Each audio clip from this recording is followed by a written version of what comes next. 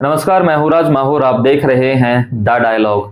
आज मैं फिर आपके लिए लेकर आया हूँ डॉक्टर योगेंद्र जी द्वारा लिखा हुआ एक खूबसूरत आलेख। दिल्ली में एयर इमरजेंसी है। इमरजेंसी पर संसद में भी चर्चा होती है। कांग्रेस पर कटाक्ष करने के लिए इस शब्द का इस्तेमाल होता है। होना भी चाहिए। इमरजेंसी कोई अच्छी चीज तो थी नहीं। जनता के सभी बुनियादी अधिकारों को सस्पेंड कर दिया गया था। ना बोलने की आजादी, ना प्रेस की आजादी, ना संगठन बनाने की आजादी, यानी संविधान प्रदत्त सभी अधिकारों को सरकार ने छीन लिया। इस इमरजेंसी के खिलाफ लोग सड़क पर उतरे और वह खत्म हुई। 1974 में इमरजेंसी कांग्रेस सरकार के द्वारा लाई गई थी। इस इमरजेंसी के खिलाफ कोर्ट भी था और लोग भी। एयर इमरजेंसी को कोर्ट भी चाहता है, सरकार भी और शायद लोग भी। कोर्ट कहता है 10वीं कक्षा वाले बच्चों के फेफड़े अलग हैं क्या, जो उनके स्कूल नहीं बंद किए गए। कोर्ट का कहना तो सही है कि सभी बच्चों के फेफड़े तो एक ही तरह के रहते हैं, इसलिए स्कूल बंद करने का आदेश देना तो बनता है। इसके आगे कोर्ट से यह भी पूछना चाहिए कि बच्चों के फेफड़े और बड़े बूढ़ों के फेफड़ों में कितना अंतर है। क्या बड़े बूढ़ों के फेफड़े पत्थर के बने हैं कि उनमें प्रदूषित हवा प्रवेश नहीं कर सकती और उसे हानि नहीं पहुंचाती? क्या घरों को प्रदूषण हवा माफ कर देती है? सुनते हैं कि दिल्ली के अनेक घरों में अमीर लोगों ने एयर प्यूरिफायर लगाया हुआ है। सड़क पर जीवन गुजार रहे लोगों का क्या? मुझे लगता है कि जैसे प्रकृति प्रदत्त पानी को पूंजीपति बोतलों में बंद करके बेच रहे हैं, वैसे ही पहाड़ों में वे अपना यंत्र लेकर आए और हवा को कैद कर बड़े बड़े शहरों में बेचें।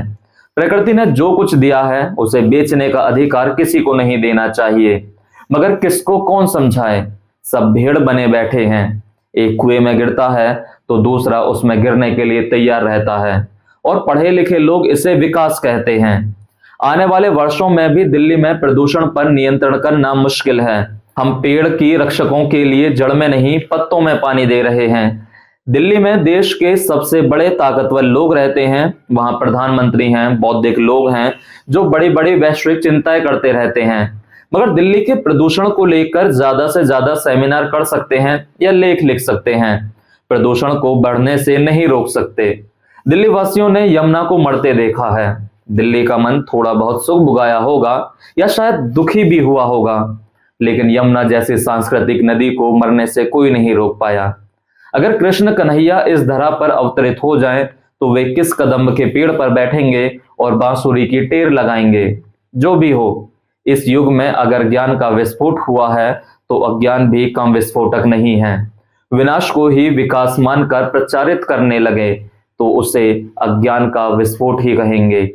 जिस तरह से नगरों का विकास हो रहा है, संभव है कि वह मोहनजोदड़ो और हड़प्पा की नियति प्राप्त करेगा। वक्त अभी भी है। वह विकास के लिए चमकते खंडर पर पुनर्विचार करें और इस थ्योरी पर भी जो आत्मघात की ओर ले जा रही है। जब हवा, पानी और धरती गंदी होने लगे, बादल फटने लगे और मनुष्य की चेतना चीखने लगे, तब हमें घमंड और गुमान में नहीं रहना चाहिए। पुनर्विचार करना पीछे लौटना नहीं होता है।